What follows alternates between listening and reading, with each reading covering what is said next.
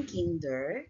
So ngayong araw, may bago tayong pag-aaralan. Subalit bago tayo pumunta sa ating bagong aralin, alamin muna natin o alalahanin natin ang mga nakaraang mga napag-aralan natin. So ngayong linggo, ang ating pag-aaralan ay tungkol sa mga hayop sa ating paligid. Di ba nung Lunes, inalam natin kung ano mga hayop ang nakikita natin sa ating paligid? Oo, kagaya nitong mga hayop na nasa ating larawan ngayon.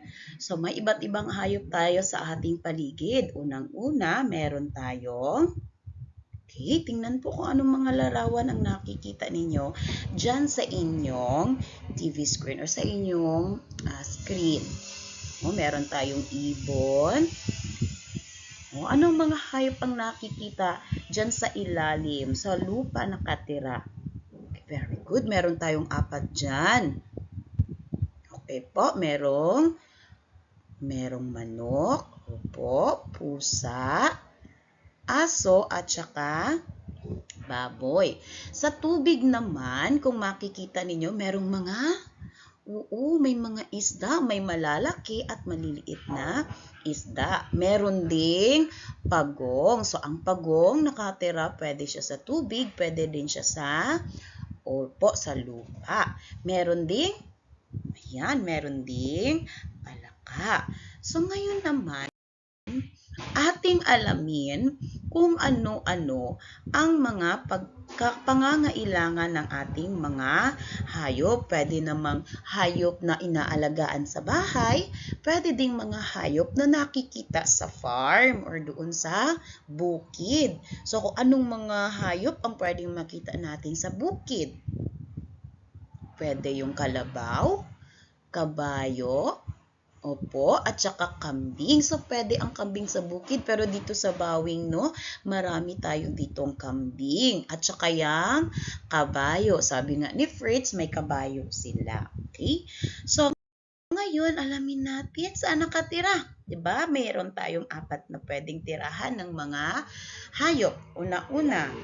Okay? Yung unang larawan nandito. Ito yung mga hayop na nakatira sa lupa lang po sila nakatira. Pwedeng tumatakbo-takbo lang o gumagapang sa lupa. Etong sa pangalawang larawan naman, ito yung mga hayop na nakatira sa tubig. Kagaya ng ito? Very good. Octopus, mga isda, at saka ito kilala nyo? Ayan, yan po ay jellyfish. Dikya kung sa Tagalog. Eto naman dito, pwede siya kung makikita nyo, merong tubig at saka merong lupa. So, ibig sabihin, may mga hayop na nakatira pwede sa tubig, pareho at saka sa lupa. May mga hayop naman na madalas nakikita sa himpapawid, yung mga lumilipad. So, hindi naman ibig sabihin na doon sila natutulog sa himpapawid. Ibig sabihin lang nun, tinawag na o sinasabing nakatira sila sa himpapawid kasi mas maraming oras silang ginugugol na nandoon sa himpapawid. O hindi sa langit sa himpapawid. Okay, eto naman. Etong 1, 2, 3. Ito, pwedeng inaalagaan natin sa bahay, kaya kailangan natin sila bigyan ng tirahan. Pag nasa bahay, alangan naman saan natin ilagay yung mga isda. Pwede ba natin ilagay sila sa lupa lang? Mabubuhay ba sila? Hindi sila mabubuhay kasi kailangan nila ng tubig. So, nasa aquarium sila. Yung aso natin, minsan may bahay, minsan naman nandun sila sa gilid ng ating bahay para hindi sila mabasa. May mga ibon naman tayo na alaga, binibigyan din natin ng tirahan. Gandoon din sa bukid, tingnan nyo, may tirahan din ang mga alaga natin sa bukid. So, minsan, kahit wala sa bukid, meron din tayo sa bahay natin. Dito sa bawing, madaming kambing, di ba? Pero yung mga kambing, may mga bahay-bahay sila kahit maliliit lang. Yung mga hayop naman na medyo hindi pwedeng pagala-gala sa paligid, kagaya nito, ano yan? yan po ay lion. Hindi pwede nagagala lang sa paligid. Kaya nandyan sila sa zoo. Kung wala sila sa jungle or sa gubat, nandyan sila sa zoo. Okay, so yun ang mga tirahan ng ating mga hayop. Okay, ngayon,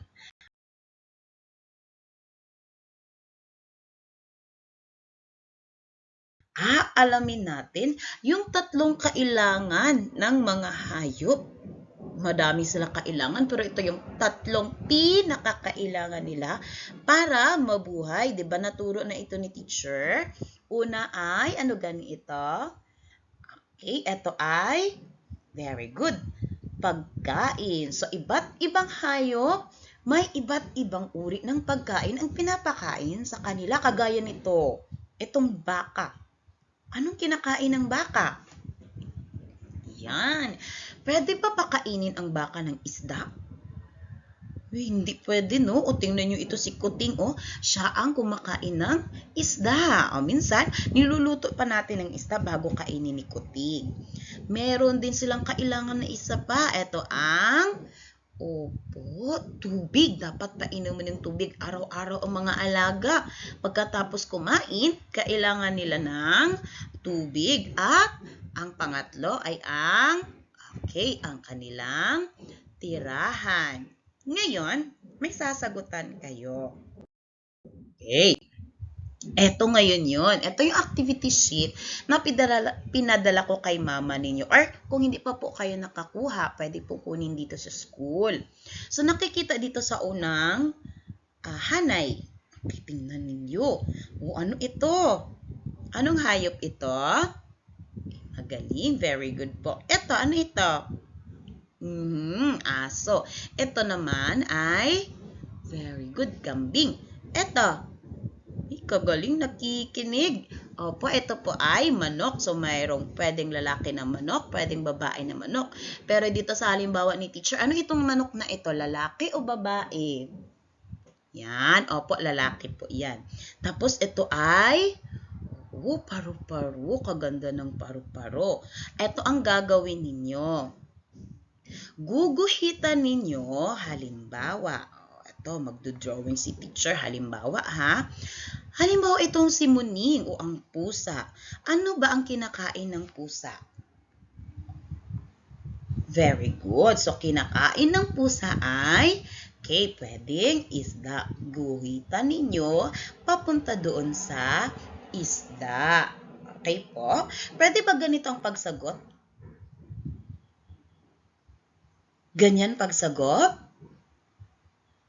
Very good. Hindi po pwede ang ganyan kasi malilito si teacher. Hindi na yan ni teacher. Hindi na yan i-check ni teacher. Okay? So, very good. Okay na po. Naintindihan po anong gagawin? Yan. Etong sa pangalawa naman, etong gagawin ninyo sa pangalawa kasi dalawa po ang sagutan ninyo ngayon. Una, eto.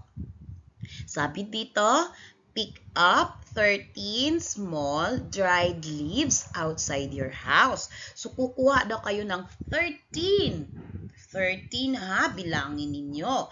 13 daw po na mga tuyong dahon. Tuyong dahon yung nasa ilalim na, yung nasa lupa na. Huwag kayo kukuha ng mga dahon doon sa puno. Bawal po yun, di ba no? Kawawa ang puno.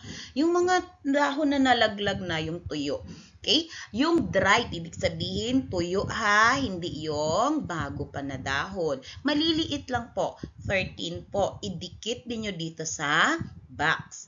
Pagkatapos nyong dikit dito sa box, dito naman po sa baba, sabi dito, write 13 here. So, isusulat ninyo ang number 13 dito, kagaya kay teacher.